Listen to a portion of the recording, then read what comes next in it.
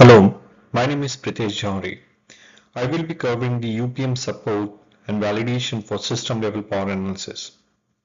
Our main motivation with UPM to enable system power data modeling comes from two main points: standardization and scalability. Today, we use company specific models and formats to model and represent the system power data. This not only requires customized tools enablement for subsystem or chip level power analysis, but also adds an additional workflow development requirement to support cross-compatibility of various block power data. Incompatibility across cores sometimes limit the required accuracy across multiple different workload conditions. That's where unified power modeling comes into picture. Unified power modeling bridges this gap. With UPM, Unified System Power Data Representation, it enables non-proprietary format, which greatly improves the cross-compatibility across different cores for power analysis. It enables the deployment of standard tools and allows for scaling the models across various configurations. In subsequent slides, I will talk about UPM system level power validation.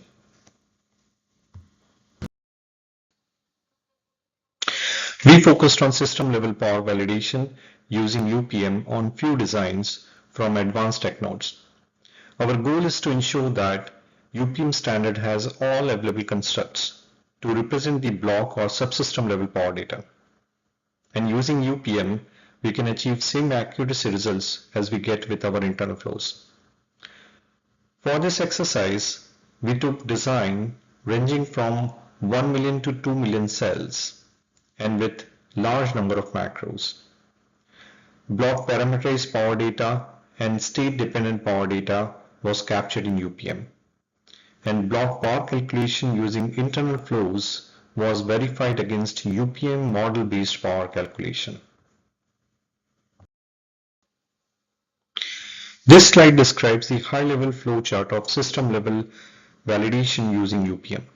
The top box shows the internal flows. The HM here refers to hard macro or block. HM power model is represented in the internal proprietary formats, and power calculation using this model is run using custom flows. Box at bottom shows the UPM power calculation. Internal representation of the HM power data was converted into UPM format. This can be state-based or parameterized expression-based power modeling in UPM.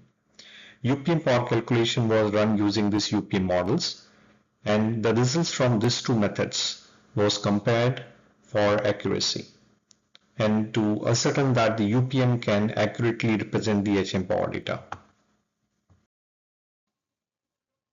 Here is the validation summary. Two designs were used in this validation.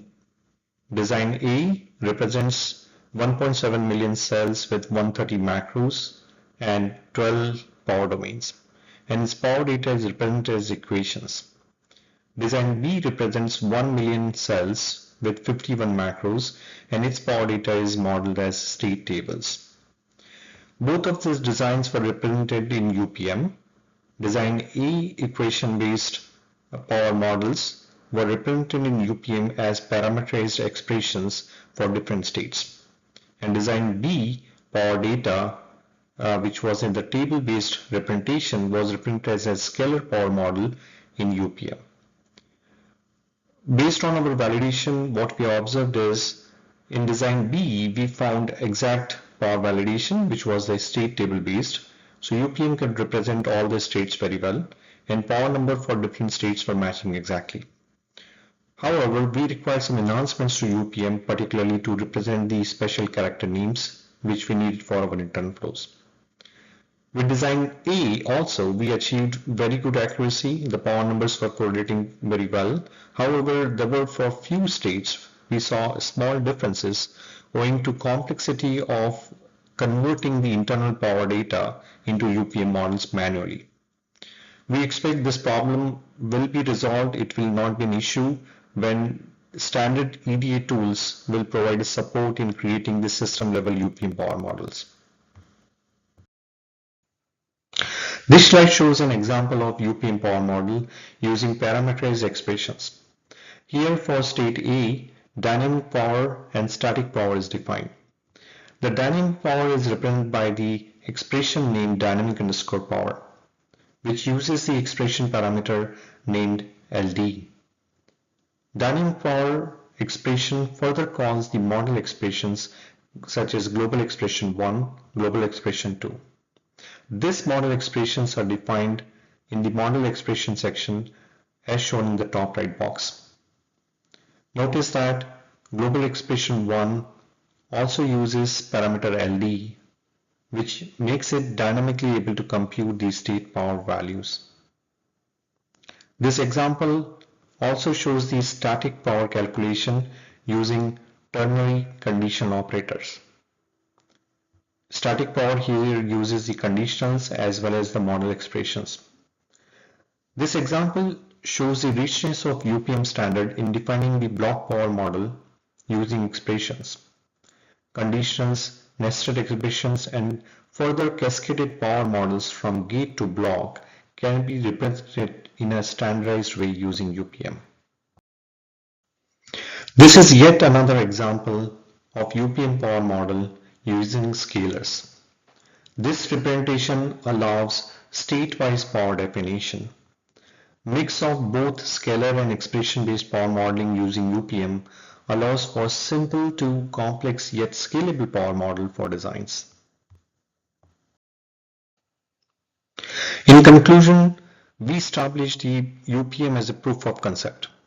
We verified the UPM support for cell level to block level power modeling, allowing for late VT binding at runtime. Excellent accuracy at cell level and block level was achieved.